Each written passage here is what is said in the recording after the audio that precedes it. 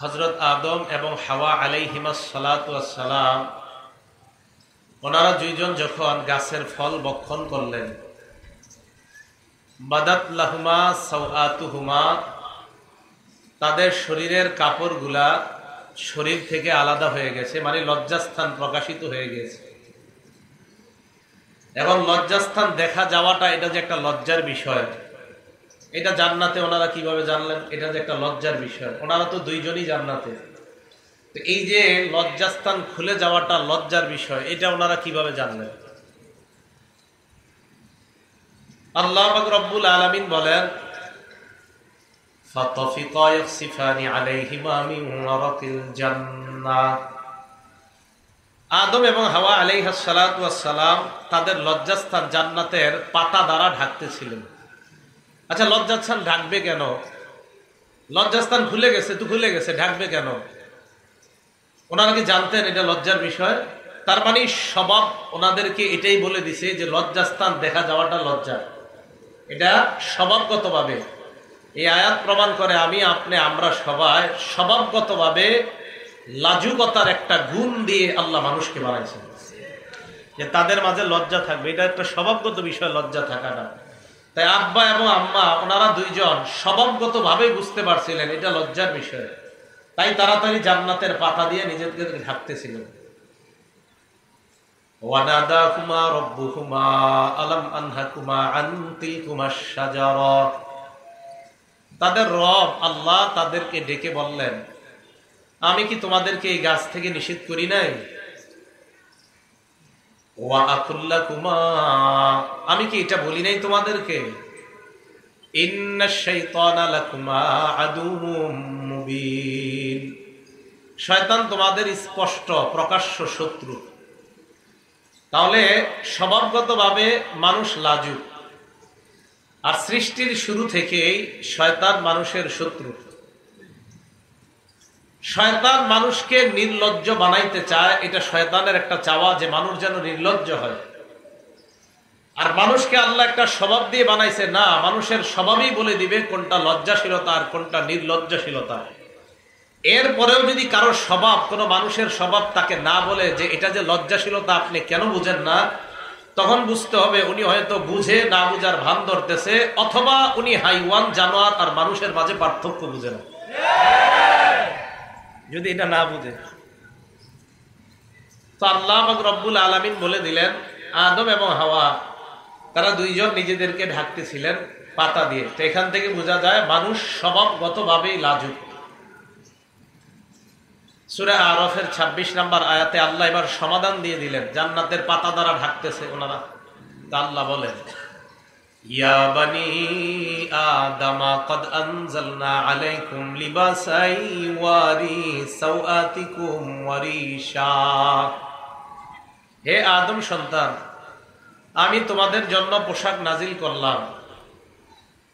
ইওয়ারি সাওআতিকুম, যেই পোশাক তোমাদের লজ্জাস্থান ঢেকে রাখবে। ওয়ারিশা, যেই পোশাক তোমাদের জন্য সৌন্দর্যতার কারণ হবে।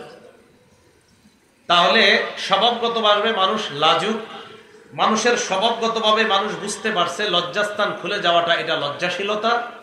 আর আল্লাহ মানুষের ওই স্বভাবগত লজ্জাশীলতা দূর করার জন্য মানুষকে ওই লজ্জাশীল, যেই কারণে মানুষ লাজুক হবে, যে অঙ্গগুলা ঢেকে রাখতে হয় লজ্জাশীলতার গুণে গুণান্বিত হওয়ার জন্য, এই লজ্জাশীলতার পোশাক হিসাবে আল্লাহ মানুষের এই শরীর ঢাকার জন্য আর সৌন্দর্যতার জন্য আল্লাহ পোশাক নাজিল করলেন, পোশাক দিলেন আমাদেরকে। আজকে আমরা পোশাক পরে বসে আছি। তাহলে এক নাম্বার বিষয় আমরা জানলাম, মানুষ স্বভাবগতভাবেই লাজুক। 2 নাম্বার, ঈমানের সৌন্দর্য লজ্জাশীলতা। ঈমানের পোশাক তাকওয়া। 2টা শব্দ বললাম, বলেন ঈমানের পোশাক কি? তাকওয়া। আর ঈমানের সৌন্দর্য লজ্জাশীলতা। ওয়াহাব ইবনে মুনাব্বিহ রাহমাতুল্লাহি আলাইহি বলেন, আল ঈমানু উলিয়াত লিবাসুহু আত-তাকওয়া ওয়া যিনাতুহু আল হায়া। ওয়াহাব ইবনে মুনাব্বিহ রাহমাতুল্লাহি আলাইহি বলেন, ঈমান খোলা একটা জিনিস, এই খোলা জিনিসটার পোশাক হলো তাকওয়া। ঈমান খোলা জিনিস, এটাকে তাকওয়ার পোশাক পরাতে হবে। তো পোশাক পরাইলে হয় না। একটা মেয়েকে পোশাক পরায়া আমরা তাকে নতুন দুলার সামনে দেখাইতে নিয়ে যাই না, তাকে আমরা সাজাই। সাজানোর পর কেউ দেখতে আসলে মেয়েটাকে আমরা বর পক্ষের সামনে উপস্থিত করি। ঈমান, এটার পোশাক হলো তাকওয়া। আর ঈমানের সৌন্দর্যতার নাম হলো লজ্জাশীলতা। তাহলে লজ্জাশীলতা ঈমানের সৌন্দর্যতা, পোশাক হলো তাকওয়া। 3 নাম্বার কথা, আমাদের মাঝে যাদের যত বেশি লজ্জা, তাদের দোষ তত বেশি আল্লাহ মানুষের চোখ থেকে আড়াল করে রাখবেন। অতীত যুগের সালফে সালিহিনদের উলামায়ে কেরাম, তাদের বক্তব্য হলো মান কাসাহুল হায়া সাওবা লাম ইয়ারান নাস আইবা। কোন ব্যক্তি যদি লজ্জাশীল তার পোশাক পরে নেয়, লাম ইয়ারান নাস আইবা, মানুষ তার দোষ ত্রুটি দেখতে পায় না, মানুষ তার দোষ ত্রুটি গুলা বেশি খুঁজে পায় না। কারণ লজ্জা থাকলে মানুষ দোষ করতেও ভয় পাবে, যে আমি এই অপরাধ করলে মানুষ জানবে, মানুষ আমাকে খারাপ বলবে। তাই লজ্জাশীলতার গুণ যার মধ্যে আছে, তার দোষগুলাও মানুষের থেকে ঢেকে থাকবে। 4 নাম্বার, এই কথাটা মুখস্থ করবেন, সকল ধর্মের একটা স্বতন্ত্র বৈশিষ্ট্য আছে। ইসলাম ধর্মের স্বতন্ত্র বৈশিষ্ট্যের নাম লজ্জা। বলেন তো সবাই, ইসলাম ধর্মের স্বতন্ত্র বৈশিষ্ট্যের নাম লজ্জা। আবার ইসলাম ধর্মের স্বতন্ত্র বৈশিষ্ট্যের নাম লজ্জা। এখন কোনো ব্যক্তি যদি দাবি করে আমি মুসলমান, আমি কোরআন রিসার্চ কম করি না হুজুরদের চাইতে, আমি হাদিস রিসার্চ কম করি না হুজুরদের চাইতে, আমি 24 ঘন্টার মধ্যে 18 ঘন্টায় কোরআন হাদিস রিসার্চ করি, এই মৌলবীরা বুঝে কি? তো এই বুঝার পরে যদি উনি বলে যে মৌলবীরা বলে যে নারীরা পোশাক ছাড়া বাইরে বের হওয়াটা এটাকে নাকি অন্যায় বলে হুজুররা, উনি বুঝাইতে চায় পোশাক ছাড়া অর্ধালঙ্গ হয়ে একটা নারী রাস্তায় চলাফেরা করাটা, এটা উনি কোরআন সুন্নাহ রিসার্চ করে বুঝছে। তো এই বুঝে যদি কোনো মানুষ বুঝে আর মুসলমান দাবি করে, তো তাকে স্পষ্ট বলে দেওয়া, আপনি মুসলমান ঠিক, কিন্তু ইসলামের স্বতন্ত্র একটা বৈশিষ্ট্য আসে লজ্জা, ওই লজ্জা নামক স্বতন্ত্র বৈশিষ্ট্য আপনার মধ্যে নেই। দলিল ইবনে মাজা কিতাবের নাম, হাদিস নাম্বার 4181 নাম্বার হাদিস। এই হাদিসের বর্ণনাকারী আনাস রাদিয়াল্লাহু তাআলা আনহু, عن أنس بن مالك رضي الله تعالى عنه قال قال رسول الله صلى الله عليه وسلم إن لكل دين خلقا وخلق الإسلام الحياء। নবীজি বলেন প্রত্যেকটা ধর্মের একটা স্বতন্ত্র বৈশিষ্ট্য আছে। ইসলাম ধর্মের স্বতন্ত্র বৈশিষ্ট্যের নাম হলো লজ্জা। ইসলাম ধর্মের স্বতন্ত্র বৈশিষ্ট্যের নাম লজ্জা। 5 নাম্বার, ঈমানের অঙ্গ। লজ্জা হলো ঈমানের অঙ্গ। বলেন লজ্জা কিসের অঙ্গ? উনি বসা, এখানে আমি বসা, ওনার একটা হাত নাই, আমার একটা হাত নাই, তাহলে বলেন এটা তার দোষ না? দোষ মানে অর্থাৎ একটা মানুষের তো হাত থাকা দরকার, তো হাতটা মনে করেন নাই, এই 2 হাত নাই, আমার 2 হাত নাই, খেতে পারবো ডান হাতে খেতে পারলাম না, বাম হাত থাকলে সাপোর্ট নিতে পারবো, বাম হাতও নাই, তাহলে খেতে পারলাম। তার মানে বোঝা গেল আমি চলতে গেলে অন্য মানুষ ছাড়া চলতে পারি না, পূর্ণাঙ্গ মানুষ আমি না, আরেকজনের সাপোর্ট লাগে। ঈমান এটা হলো আল হায়াউ শুবাতুম মিনাল ঈমান, লজ্জা ঈমানের অঙ্গ। বলেন লজ্জা কিসের অঙ্গ? এখন অঙ্গ ছাড়া একটা জিনিস কি পরিপূর্ণ হয় না অপরিপূর্ণ থাকে? মুসলিম শরীফ হাদিস নাম্বার 59 নাম্বার হাদিস। যারা মোবাইলে অ্যাপস চালান সেই হাদিসের সিরিয়াল অনুযায়ী, আর আমাদের মাদ্রাসার পাঠ্যপুস্তক অনুযায়ী 35 নাম্বার হাদিস মুসলিম শরীফের। এই হাদিসের বর্ণনাকারী আবু হুরায়রা রাদিয়াল্লাহু তাআলা আনহু, عن أبي هريرة رضي الله تعالى عنه قال قال رسول الله صلى الله عليه وسلم الإيمان بضع وسبعون أو بضع وستون شعبة। নবীজি বলেন ঈমানের 70টা অথবা 60টা শাখা। فأفضلها قول لا إله إلا الله, সর্বশ্রেষ্ঠ শাখা হলো লা ইলাহা ইল্লাল্লাহ। ওয়া আদনাহা ইমাতাতুল আযা আনিত তরিক, সর্বনিম্ন শাখা হলো রাস্তা থেকে কষ্টদায়ক বস্তু সরায় দেওয়া। এরপর আল্লাহ নবী বলেন ওয়াল হায়াউ শুবাতুম মিনাল ঈমান, লজ্জাশীলতা হলো ঈমানের অঙ্গ। লজ্জাশীলতা ঈমানের অঙ্গ। আগে কি শিখছিলেন? লজ্জা ইসলামের স্বতন্ত্র বৈশিষ্ট্য। এখন জানলাম লজ্জা ঈমানের অঙ্গ। বলেন লজ্জা ইসলামের কি স্বতন্ত্র বৈশিষ্ট্য? আরেকটা লজ্জা ঈমানের অঙ্গ। তাহলে আমি মুমিন, আমার লজ্জা নাই, পরিপূর্ণ মুমিন না অপরিপূর্ণ? হ্যাঁ, এটা লাগবে, এটা অঙ্গ। 6 নাম্বার, আমার এই 2 আঙ্গুলের দিকে তাকান। তাকাইছেন সবাই? এই 2 আঙ্গুল কি মিশানো আছে না ফাঁকা? এখন এবার 2 আঙ্গুলের দিকে তাকাইছেন তো সবাই। এবার হাদিস শুনেন। আল জামিউস সগীর কিতাবের নাম, হাদিস নাম্বার 1959 নাম্বার হাদিস, 1959 নাম্বার হাদিস। এই হাদিসের বর্ণনাকারী আব্দুল্লাহ ইবনে ওমর রাদিয়াল্লাহু তাআলা আনহুমা। عن عبد الله بن عمر رضي الله تعالى عنهما قال قال رسول الله صلى الله عليه وسلم আল্লাহ নবী বলেন ইন্নাল হায়া ওয়াল ঈমান কুরিনা জামিআ। আল্লাহ নবী বলেন ঈমান এবং লজ্জা দুইটা এইভাবে থাকবে, ঈমান এবং লজ্জা দুইটা এইভাবে থাকবে, এইভাবে। ইন্নাল হায়া ওয়াল ঈমান কুরিনা জামিআ, নবীজি বলেন ঈমান এবং লজ্জা দুইটা এইভাবে মিশানো থাকবে। ফাইদা রুফিআ আহাদুহুমা, ঈমান এবং লজ্জার একটা যদি উঠে যায়, রুফিআল আখার, আরেকটা অটোমেটিক উঠে যায়। ঈমান আর লজ্জা এভাবে থাকবে, লজ্জা কমতেছে ঈমান কমতেছে, লজ্জা কমতেছে ঈমান কমতেছে, লজ্জা কমে ঈমান কমে। লজ্জা আর ঈমান একসাথে থাকবে, একটা কমবে তো আরেকটা কমবে। তো যারা বলে যে আমি কোরআন রিসার্চ করি, হাদিস রিসার্চ করি, কিন্তু উনি লজ্জাশীলতা বুঝে না, তো তাকে জানিয়ে দেওয়া দরকার আপনি এত কিছু রিসার্চ করার পরেও আপনার ঈমান দিন দিন কমতেছে, কারণ আপনার লজ্জা এত কমতেছে, এক পর্যায়ে আমরা আশঙ্কা করি আপনার না জানি ঈমান চলে যায়। তাহলে বলেন তো লজ্জা আর ঈমান আলাদা থাকবে না একসাথে? কমবে একটা আর একটা কমবে। 7 নাম্বার, লাজুক ব্যক্তি জান্নাতে যাবে। সুবহানাল্লাহ। লাজুক ব্যক্তি কোথায় যাবে? জান্নাতে যাবে। আবু হুরায়রা রাদিয়াল্লাহু তাআলা আনহুর বর্ণনা, তিরমিজি শরীফের হাদিস। এবার আমার 3 আঙ্গুল দিকে তাকান। এই আঙ্গুলের নাম জান্নাত। এই দেখেন, এই যে জান্নাত, এই দেখেন জান্নাত, ঈমান, লজ্জা। বলেন কয় আঙ্গুল? এই জান্নাত, ঈমান, লজ্জা। عن أبي هريرة رضي الله تعالى عنه قال قال رسول الله صلى الله عليه وسلم আবু হুরায়রা রাদিয়াল্লাহু তাআলা আনহুর বর্ণনা, আল্লাহ নবী বলেন আল হায়াউ মিনাল ঈমান, লজ্জা হলো ঈমানের অংশ। ওয়াল ঈমানু ফিল জান্নাহ, ঈমানের ঠিকানা হলো জান্নাত। লজ্জা থাকবে তো ঈমানের পাওয়ার বাড়বে, ঈমানের পাওয়ার যত বেশি তত তাড়াতাড়ি আল্লাহর জান্নাতের মেহমান।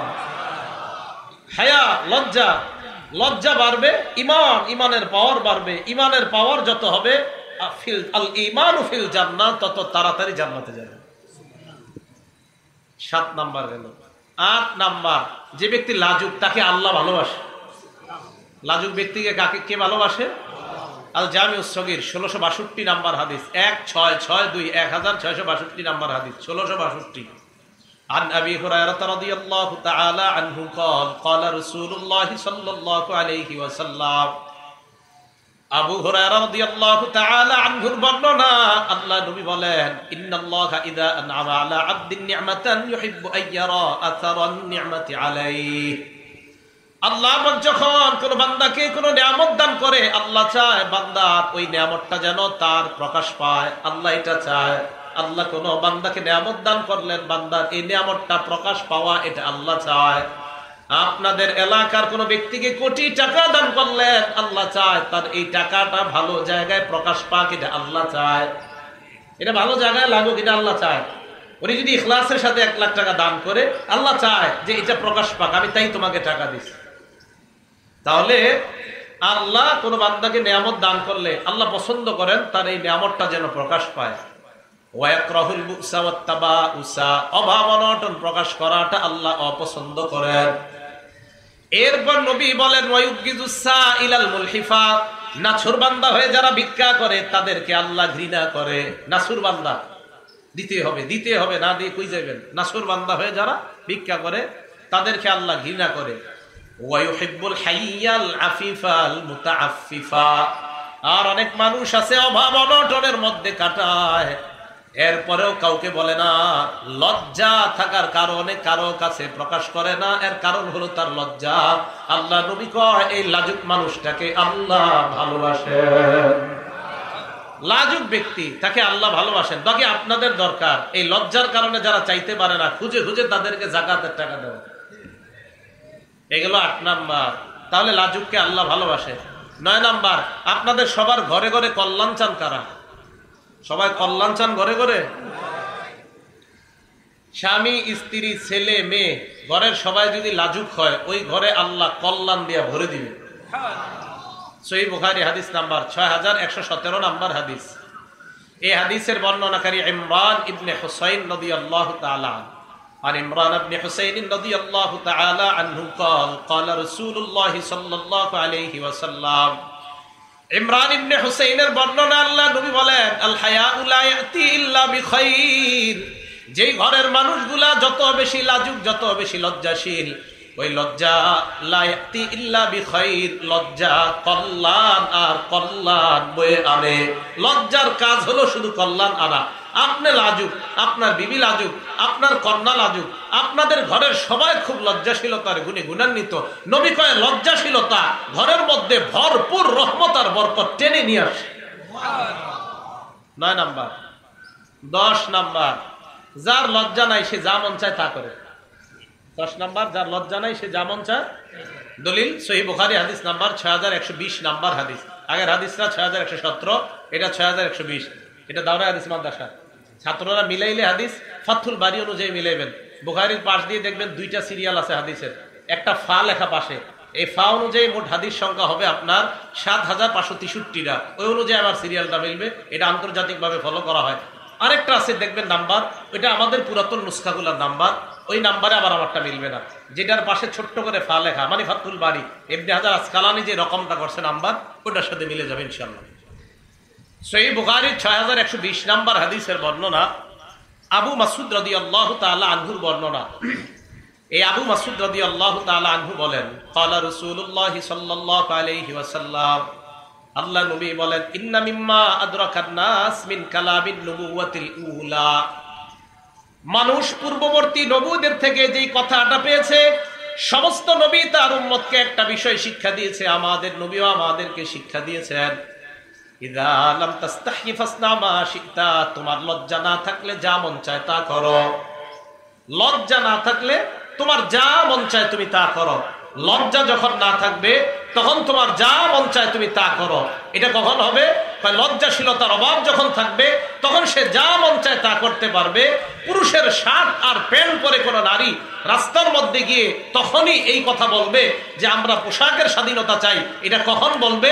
যখন তার লজ্জা থাকবে না। আর লজ্জা যখন মানুষের না থাকে তখন সে যা মন চায় তাই করতে পারবে। লজ্জা নেই। মা বোনদেরকে বুঝান। আমি তো ঠান্ডা মাথায় বুঝাই, আমি তো ওরকম রাগি না। রাগি না, আমি তো একদম সহজ সরল মানুষ, কথাও বলি সহজ সরল। তো মা বোনদেরকে বুঝান কথাগুলা।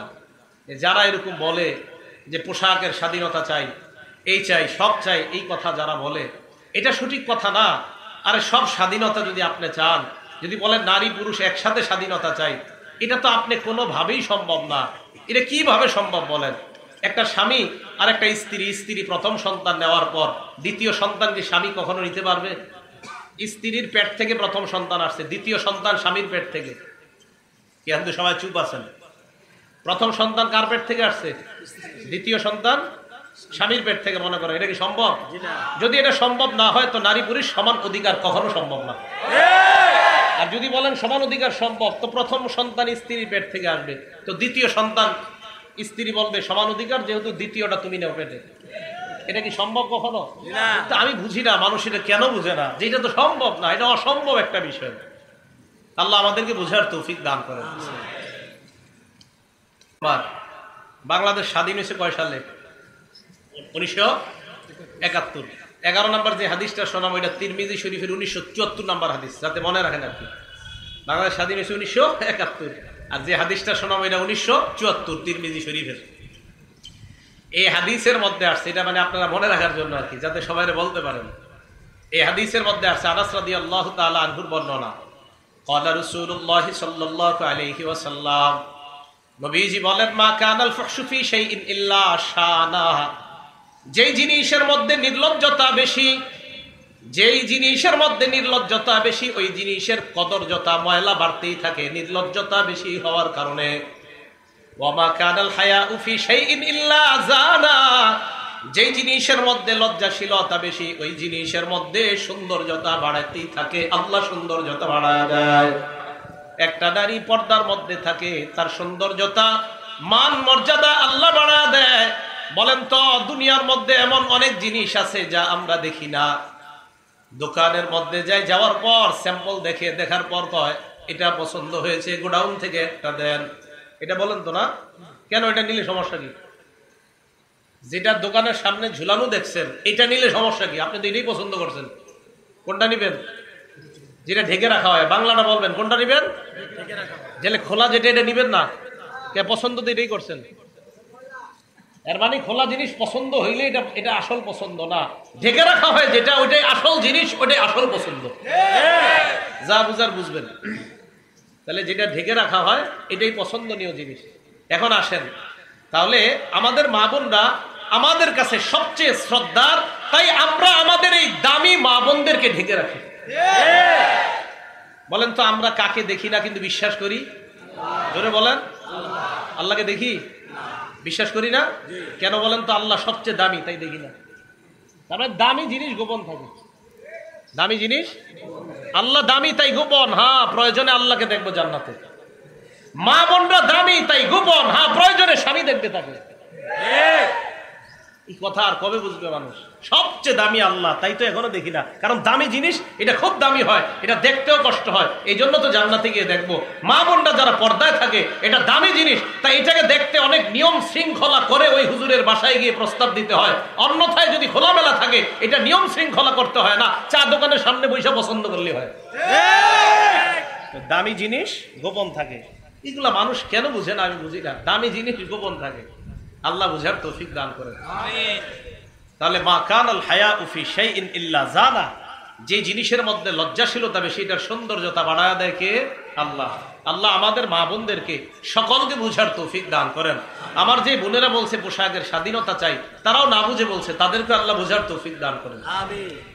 এবার আসেন, লজ্জা চার প্রকার। বলেন তো সবাই, লজ্জা কয় প্রকার? চার প্রকার। এক নাম্বার আল হায়াউ মিনাল্লাহ, আল্লাহকে লজ্জা পাওয়া। এটা মুখস্থ করতে হবে, আলেম ছাড়া অন্যরা, আলেমরা বুঝবে, ওনারা মুখস্থ রাখতে পারবে, অন্যরা আমার সাথে বলবেন। এক নাম্বার আল্লাহকে লজ্জা পাওয়া। বলেন লজ্জা কয় প্রকার? এক নাম্বার কাকে লজ্জা পাওয়া? দুই নাম্বার ফেরেশতাদেরকে লজ্জা পাওয়া। কাদেরকে? তিন নাম্বার মানুষকে লজ্জা পাওয়া। কাকে? চার নাম্বার নিজেকে লজ্জা পাওয়া। এবার আমি বলবো, আপনারা শুধু ওইগুলা বলবেন। এক নাম্বার কাকে? দুই, তিন, চার, মনে থাকবে তো? লজ্জা চার প্রকার। এক নাম্বার আল হায়াউ মিনাল্লাহ, আল্লাহকে লজ্জা পাওয়া। দুই নাম্বার আল হায়াউ মিনাল মালাইকা, ফেরেশতাদেরকে লজ্জা পাওয়া। তিন নাম্বার আল হায়াউ মিনান নাস, মানুষকে লজ্জা পাওয়া। চার নাম্বার আল হায়াউ মিনান নাফস, নিজেকে লজ্জা পাওয়া। এক নাম্বার আল্লাহকে লজ্জা পাওয়া। এটা কি আল্লাহকে লজ্জা পাওয়া? কাকে বলে? আল্লাহকে লজ্জা পাওয়ার ক্ষেত্রে কোরআনের দুইটা আয়াত যদি পারেন 24 ঘন্টা মাথায় রাখবেন, তাহলে দেখবেন আল্লাহকে লজ্জা পাওয়া সহজ হয়ে যাবে। আল্লাহকে লজ্জা পাওয়ার একটা বাংলা মনে রাখবেন, ইয়াস্তাকিরু ফি নাফসিল আবদি আন্নাল্লাহা ইয়ারাহু ফি কুল্লি হিনিন। বান্দার অন্তরে এই কথা বদ্ধমূল হয়ে যাওয়া যে আল্লাহ আমাকে সদা সর্বদা দেখতেছেন। আল্লাহ আমাকে সদা সর্বদা দেখতেছে, এই কথা বদ্ধমূল হয়ে যাওয়া। সূরা আলাকের 14 নম্বর আয়াত, সূরা কফের 16 নম্বর আয়াতটা মনে রাখবেন, না পারলে অর্থটা মনে রাখবেন, তখন দেখবেন গুনাহ ছাড়া কত সহজ হয়। সূরা আলাকের 14 নম্বর আয়াতে আল্লাহ বলেন, আলাম ইয়ালাম বিআন্নাল্লাহা ইয়ারা, মানুষ কি জানে না আল্লাহ তাকে দেখতেছে। আপনি গুনাহ করতেছেন, আল্লাহ বলে মানুষ তুমি কি জানো না আমি তোমাকে দেখতেছি। আলাম ইয়ালাম, মানুষ কি জানে না বিআন্নাল্লাহা ইয়ারা, মানুষ কি জানে না আল্লাহ তাকে দেখতেছে। তাহলে আমি আপনি গুনাহ করব, অন্তরের মধ্যে বদ্ধমূল থাকা আমি গুনাহ করতেছি, আল্লাহ আমাকে দেখতেছেন। সূরা আলাকের 14 নম্বর আয়াত। সূরা কফের 16 নম্বর আয়াতে আল্লাহ বলেন, ওয়ালাকাদ খালাকনাল ইনসানা ওয়া না'লামু মা তুওয়াসবিসু বিহি নাফসু, আমি মানুষ বানাইলাম, মানুষের অন্তর যা কুমন্ত্রণা দেয় এটা আমি জানি। ওয়া নাহনু আকরাবু ইলাইহি মিন হাবলিল ওয়ারিদ, তার গলার শাহদমনি এটার আরো কাছে আমি আল্লাহ থাকি। এই জন্য মনে রাখবেন, আমি আপনি মুখ দিয়ে আমি আরিফ বিন হাবিব কথা বলতেছি, আল্লাহকে এটাও জানি শুনি, আমি চুপচাপ আছি, ঠোঁট বন্ধ করে আছি, জিহ্বায় শুধু উচ্চারণ করতেছি, আল্লাহ কয় এটাও জানি এটাও শুনি, জিহ্বায়ও না মুখেও না, মনে মনে কল্পনা করলাম, আল্লাহ বলে এটাও আমি জানি। আল্লাহ সব জানে ভাই। তাহলে এক নাম্বার কাকে লজ্জা পাওয়া? আল্লাহকে। আল্লাহকে লজ্জা পাওয়ার দুটি দৃষ্টান্ত মনে রাখবেন। এক নাম্বার তিরমিজি শরীফের 2458 নাম্বার হাদিস। আল্লাহকে লজ্জা পাওয়ার আবার চার অর্থ। আহারে বুঝতেছিনি জানি মানুষগুলা, লজ্জা কয় প্রকার? এক নাম্বার কাকে লজ্জা পাওয়া? আল্লাহকে লজ্জা পাওয়ার আবার চার অর্থ। আল্লাহকে লজ্জা পাওয়ার কয় অর্থ? এই চারটা অর্থ নিব আমরা তিরমিজি শরীফের 2458 নাম্বার হাদিস থেকে। আব্দুল্লাহ ইবনে মাসউদ রাদিয়াল্লাহু তাআলা আনহু বর্ণনা, ক্বালা রাসূলুল্লাহ সাল্লাল্লাহু আলাইহি ওয়াসাল্লাম, আল্লাহ নবী বলেন, ইস্তাহিউ মিনাল্লাহি হাক্কাল হায়া। নবীজি বলে তোমরা আল্লাহকে যথাযথভাবে লজ্জা পাও। সাহাবারা বললেন, ইয়া রাসূলুল্লাহ ইন্না লানাস্তাহি ওয়াল হামদুলিল্লাহ, আমরা তো লজ্জা পাই, সমস্ত প্রশংসা আল্লাহ, আপনি আবার লজ্জা দ্বারা আমাদেরকে কি বুঝাইতে চান? আল্লাহ নবী জবাব দেয়, লাইসা যাকা, লজ্জা মানে এটা লজ্জা না, ওয়ালাকিন্নাল ইস্তিহিয়া মিনাল্লাহ, আল্লাহকে লজ্জা পাওয়ার মানে হলো চারটা বিষয়।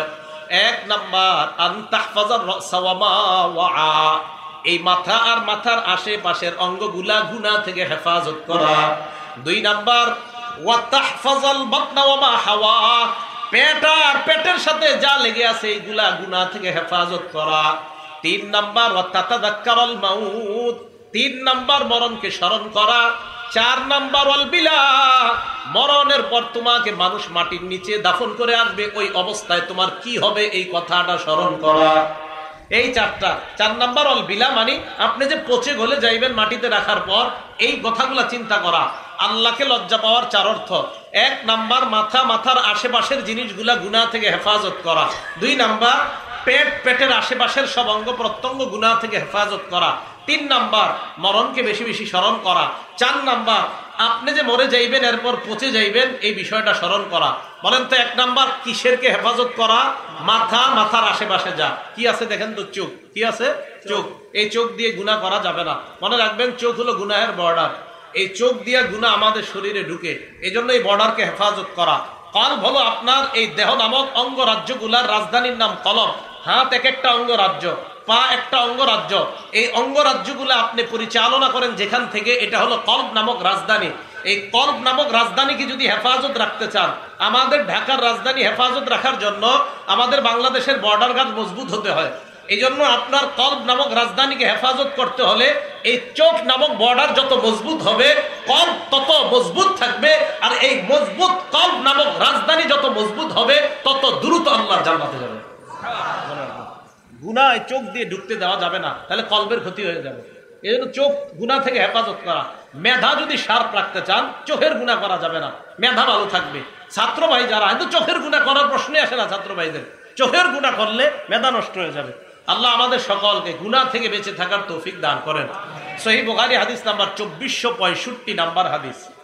এই হাদিসের মধ্যে আসছে, ক্বালা রাসূলুল্লাহ সাল্লাল্লাহু আলাইহি ওয়াসাল্লাম, আল্লাহ নবী বলেন, ইয়াকুমুল জুলুস আলাত তুরুকাত, তোমরা রাস্তাঘাটে গল্প গুজব করা থেকে তোমরা বাঁচবা, রাস্তার মধ্যে বৈঠক করা থেকে তোমরা বাঁচবা। সাহাবারা বললেন, ইয়া রাসূলুল্লাহ মা লানা বুদ্দুন ইন্নামা হিয়া মাজালিসুনা নাতাহাদ্দাসু ফিহা, রাস্তার মধ্যেই তো আমরা ধর্মীয় আলোচনা করি, রাস্তার মধ্যে বসা ছাড়া আমাদের কোনো উপায় নাই। আল্লাহ নবী বলেন, ফাইন আবাইতুম ইল্লাল মাজালিস, রাস্তায় যদি বসতেই হয়, ফাআতুত তরিক হাক্কা, রাস্তার পাঁচটা হক আদায় করবা। বলেন রাস্তার হক কয়টা? বলেন লজ্জা কয় প্রকার? ভুলে গেছে, লজ্জা কয় প্রকার? এক নাম্বার কাকে লজ্জা পাওয়া? আল্লাহকে লজ্জা পাওয়ার কয় অর্থ? এক নাম্বার কাকে হেফাজত করা? মাথা, মাথার আশেপাশের এগুলো হেফাজত করা। মাথার আশেপাশে একটা অঙ্গের নাম কি? চোখ। এই চোখকে গুনাহ থেকে হেফাজত করা। সহিহ বুখারী 2465 নাম্বার হাদিসে নবী বলছে রাস্তার হক কয়টা? পাঁচটা। এক, গদ্দুল বাসর, নজর নিচের দিকে রাখা, এটা হলো এক নাম্বার হক রাস্তার। গদ্দুল বাসর, দৃষ্টি নিচে রাখা। দুই নাম্বার ওয়াকাফুল আযা, রাস্তা থেকে কষ্টদায়ক বস্তু সরায় দেওয়া। তিন নাম্বার রদ্দুস সালাম, সালামের জবাব দেওয়া। চার নাম্বার আমরুন বিল মারুফ, নেক কাজের আদেশ করা। রাস্তা দিয়ে যাইতেছেন, ভাই চলেন নামাজে চলেন, নেক কাজের আদেশ করা। 5 নাম্বার ওয়ানাহিয়ুন আনিল মুনকার, অসৎ কাজ থেকে নিষেধ করা। একজনে সিনেমা দেখতেছে রাস্তায় দাঁড়ায় দাঁড়া, এই চলো চলো এখান থেকে চলো, অসৎ কাজ থেকে নিষেধ করা। বলেন রাস্তার হক কয়টা? 5টা। 1 নাম্বার দৃষ্টি নিচে রাখা, 2 নাম্বার কষ্টদায়ক বস্তু সরায় দেওয়া, 3 নাম্বার সালামের জবাব দেওয়া, 4 নাম্বার নেক কাজের আদেশ করা, 5 নাম্বার অসৎ কাজ থেকে নিষেধ করা। আল্লাহ রাস্তার এই 5টা আদায় করার তৌফিক দান করেন। তাহলে আল্লাহকে লজ্জা পাওয়ার 4 অর্থ: 1 নাম্বার মাথার আশেপাশে যা আছে এইগুলাকে হেফাজত করা। মাথার সাথে আরেকটা অঙ্গ আছে, এটার নাম জিহ্বা, জবান। সহিহ বুখারী হাদিস নাম্বার 6474 নাম্বার হাদিস। ক্বালা রাসূলুল্লাহ সাল্লাল্লাহু আলাইহি ওয়াসাল্লাম, আল্লাহ নবী বলেন, মাইয়াজমান লি মা বাইনা লাহিয়াইহি ওয়া মা বাইনা রিজলাইহি আজমান লাহুল জান্নাহ। নবীজি বলেন, 2 চোয়ালের মাঝখানে এই জবান, 2 রানের মাঝখানের লজ্জাস্থান, এই 2 জিনিসের যেই ব্যক্তি আমাকে জামানত দিয়ে দেয়, ইয়া রাসূলুল্লাহ, চোখ দিয়ে আমি গুনাহ করি না, লজ্জাস্থান দিয়ে আমি গুনাহ করি না, এই 2 জিনিসের নিশ্চয়তা দিয়ে দেয়, আজমান লাহুল জান্নাহ, আমি নবী তাকে জান্নাতে নেওয়ার জিম্মাদার হয়ে গেলাম। আমি তাকে জান্নাতে নেওয়ার জামিন হব, আমি তাকে জান্নাতে নিব। কয় জিনিসের নিরাপত্তা দেওয়া? 2টা, চোখ আর হলো লজ্জাস্থান। আল্লাহ আমাদেরকে বুঝার তৌফিক দান করেন। এখন আমাদের মা বোনরা যদি পর্দা ছাড়া রাস্তাঘাটে হাঁটে, বলেন পুরুষরা তাদের জবান, লজ্জাস্থান, তাদের চোখগুলো হেফাজত করা সহজ হবে না কষ্টকর হয়ে যাবে? এই জন্য পর্দা মা বোনরা করা, এটা যদি পর্দা মা বোনরা খুব বেশি পরিমাণে করে, তাহলে পুরুষের চোখ হেফাজত করা খুব বেশি সহজ হয়ে যাবে। ঠিক না কথাটা? আল্লাহ আমাদের সকল মা বোনদেরকে বুঝার তৌফিক দান করেন। তো 1 নাম্বার মাথার আশেপাশে যা, এগুলাকে হেফাজত করা। 2 নাম্বার পেটের আশেপাশে যা, এগুলা হেফাজত করা। এটা তো বললাম লজ্জাশীলতা, আপনার লজ্জাস্থানকে হেফাজত করা। হাত, এই হাতকে মানুষকে কষ্ট দেওয়া থেকে হেফাজত করা। সহিহ বুখারী হাদিস নাম্বার 10 নাম্বার হাদিস। ক্বালা রাসূলুল্লাহ সাল্লাল্লাহু আলাইহি ওয়াসাল্লাম, আল মুসলিমু মান সালিমাল মুসলিমুনা মিন লিসানিহি ওয়া ইয়াদিহি। মুসলমান ওই ব্যক্তি, যেই ব্যক্তির জবান এবং হাতের কষ্ট দেওয়া থেকে অন্য মুসলমান নিরাপদ থাকে। আমি মুখ দিয়ে কোনো মুসলমানকে কষ্ট দেই না, আমি হাত দিয়ে কোনো মুসলমানকে কষ্ট দেই না, তাহলে আমি প্রকৃত মুসলমান। ওয়াল মুহাজিরু মান হাজারা মা নাহাল্লাহু আন। মুহাজির প্রকৃত ওই ব্যক্তি, যেই ব্যক্তি আল্লাহর নিষিদ্ধ বিষয়গুলা থেকে নিজেকে বাঁচিয়ে রাখে, যে ব্যক্তি আল্লাহর নিষিদ্ধ বিষয় থেকে বেঁচে থাকে, সে হলো প্রকৃত মুহাজির।